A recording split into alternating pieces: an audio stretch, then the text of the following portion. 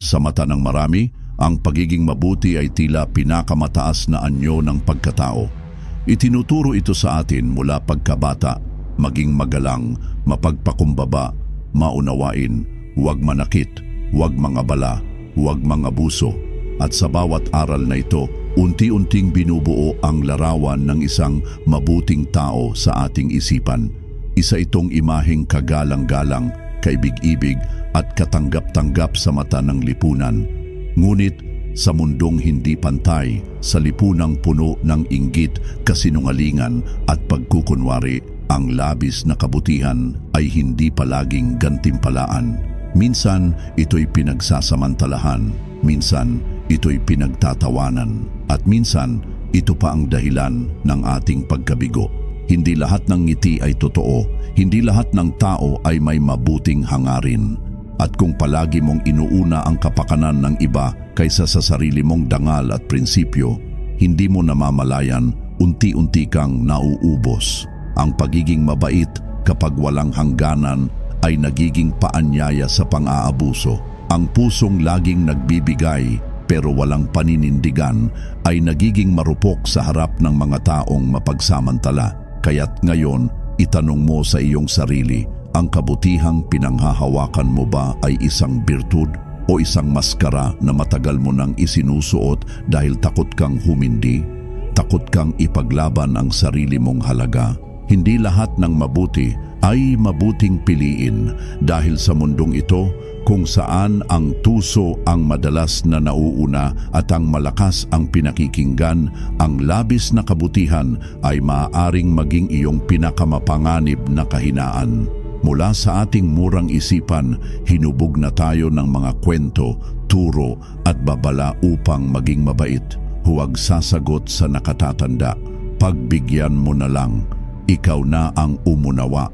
Lahat ng ito'y inuukit sa ating pagkatao bilang gabay kung paano maging isang mabuting tao. At sa mata ng lipunan may malinaw na imahe kung ano ang ibig sabihin ng mabuti, ang laging nakangiti, laging nagpapasensya, laging sumusunod, laging nag-a-adjust para sa kapakanan ng iba.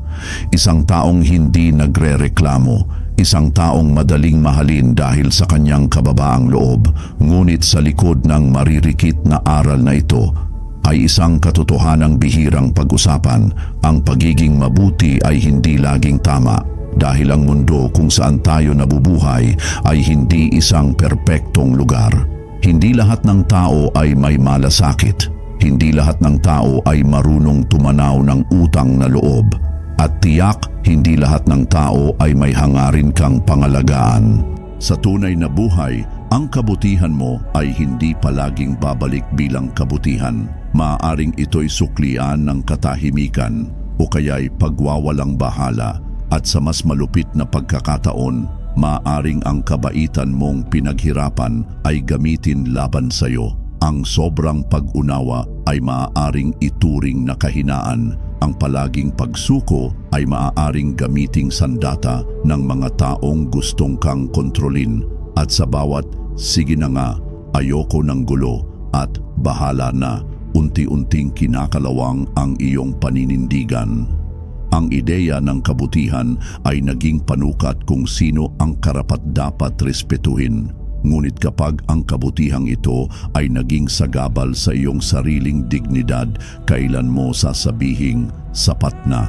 Hindi mo kailangang itapon ang kabutihan, ngunit kailangang unawain na may mga sitwasyong ang pagiging mabuti ay hindi lamang hindi sapat. Ito rin ay maaaring maging ugat ng iyong pagkatalo. Kilalanin natin si Niccolò Machiavelli, isang pangalan na madalas ikinakabit sa liksi ng isip at matalim na pangunawa sa kapangyarihan.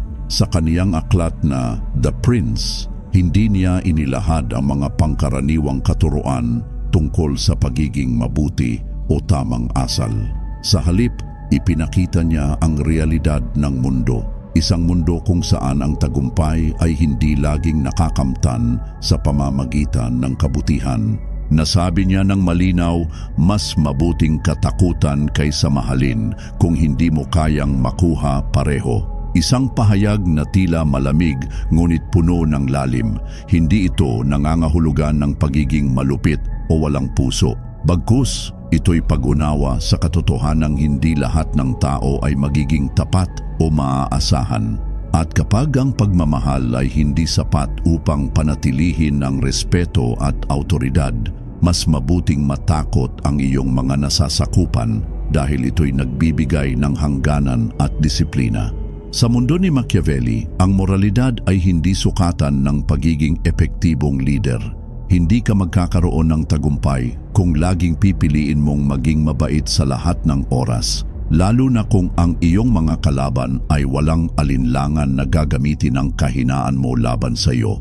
Ang tunay na leader ay marunong magbakasakali, marunong gumamit ng kabaitan kung ito'y makakatulong sa kanyang layunin, ngunit hindi natatakot ipakita ang tapang at paninindigan kapag kinakailangan. Alam niyang may panahon na kailangang maging matatag, maging matalim at maging mapanindigan. Hindi ito tungkol sa pagiging masama, ito'y tungkol sa pagiging praktikal.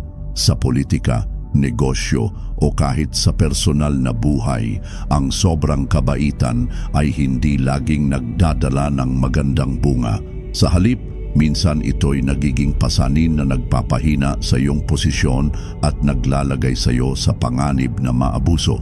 Ang aral ni Machiavelli ay matindi, ngunit totoo. Sa harap ng realidad, mas mabuting matakot ka kaysa mahalin kung hindi mo talaga kayang pagsabayin ang dalawa. Dahil ang katakutan, kahit na hindi ito kanais-nais, ay nagdudulot ng respeto at ang respeto ang pundasyon ng kapangyarihan at tagumpay. Maraming tao ang natatakot sa aral na ito. Iniisip nilang hinihikayat tayo nito na maging masama o walang puso. Ngunit hindi iyon ang punto. Ang tunay na aral ay hindi kailanman nagtuturo ng kasamaan. Sa halip, ito ay nagtuturo ng karunungan, isang malalim na karunungan na nagmumula sa pag-unawa sa sarili, sa mundo at sa takbo ng buhay. Ang pagiging matalino ay nangangahulugang may kontrol tayo sa ating emosyon. Hindi tayo basta-basta natitinag ng galit, takot o pag-aalinlangan. Sa halip, matiyagang pinipili natin ang tamang kilos, ang tamang salita at ang tamang panahon para ipakita ang ating sarili. Ito ang isang prinsipyong pinanghahawakan ng mga Stoiko, ang pagtanggap sa kung ano ang kaya nating kontrolin at pag-iwas sa mga bagay na wala tayong kapangyarihan. Ang kabutihan, tulad ng lahat ng bagay, ay may hangganan. Hindi ito nangangahulugang kailangang isuko ang sarili o hayaang madala tayo ng iba sa kanilang mga laro. Ang kabutihan na walang hangganan ay nagiging kahinaan. Ang kabutihan na walang paninindigan ay nagiging pagkalugmok. Maging mabuti ngunit may hangganan. Panatilihin ang iyong dangal, iyong prinsipyo at iyong sariling kapakanan. Huwag hayaang ang iba ay tuluyang mapagsamantalahan ang iyong kabaitan. May panahon na kailangan mong tumindig, lumaban, at ipakita na ang iyong puso ay hindi madudurog ng basta-basta. Ito ang tunay na balanse, ang paggamit ng kabutihan sa tamang pagkakataon at ang pagkuha ng tapang kapag kinakailangan.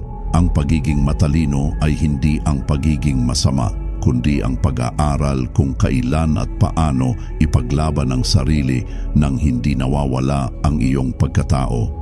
Kung palagi kang umaatras sa mga sitwasyon, palaging nagpapasensya kahit nilalabag ang iyong karapatan, palaging tumatanggi sa sarili upang di magalit ang iba, kailan mo nga ba ipaglalaban ang tunay na halaga ng iyong pagkatao? Hanggang kailan mo palalampasin ang pagkakataong ipakita ang iyong lakas at paninindigan? Ngayon, panahon na para magtanong sa sarili, kailan ba ako naging masyadong mabait? Kailan ko ba inalis ang sarili kong hangganan para lamang mapanatili ang kapayapaan sa paligid? Hindi mo kailangang itapon ang kabutihan mo, ngunit kailangan mong tuklasin kung saan mo nilalabag ang iyong sariling dangal. Matutong magsalita, hindi upang makipag-away, kundi upang ipagtanggol ang iyong mga prinsipyo. Tumayo sa paninindigan, hindi upang mamahala, kundi upang ipakita ang iyong paggalang sa sarili. Hindi sapat na maging mabuti. Kailangan mo ring maging matalino sa paggamit ng iyong puso at isip. Gamitin ang karunungan sa bawat kilos mo. Huwag hayaang madala lamang ng emosyon ang iyong mga desisyon.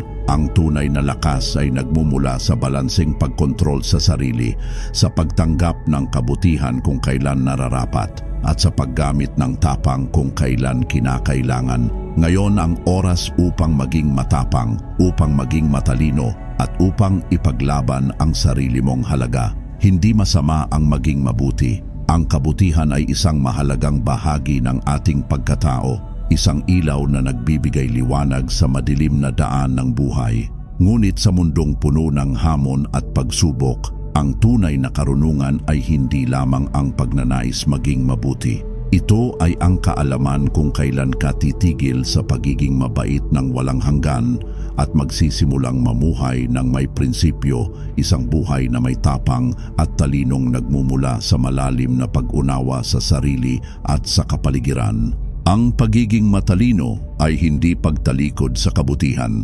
Ito ay pagsasanay sa pagharap sa realidad, pagtanggap sa mga hindi perpektong tao at sitwasyon, at pagpili ng mga kilos na hindi lamang para sa pansamantalang kapayapaan kundi para sa pangmatagalang dangal at respeto. Sa bawat hakbang na iyong tatahakin, alalahanin mo, ang balanse ng puso at isip ang magdadala sa iyo sa tunay na tagumpay. Ang tapang na may kasamang karunungan ang siyang magpapalakas sa iyo upang harapin ang anumang hamon na darating. Kung nais mo, maaari kitang samahan at tulungan upang gawing buong kwento at mas malalim pa ang aral na ito. Sa isang tinig na gaya ng isang stoic na mentor, marahan, malalim, at puno ng pagmamalasakit. Sabihin mo lang at sisimulan natin.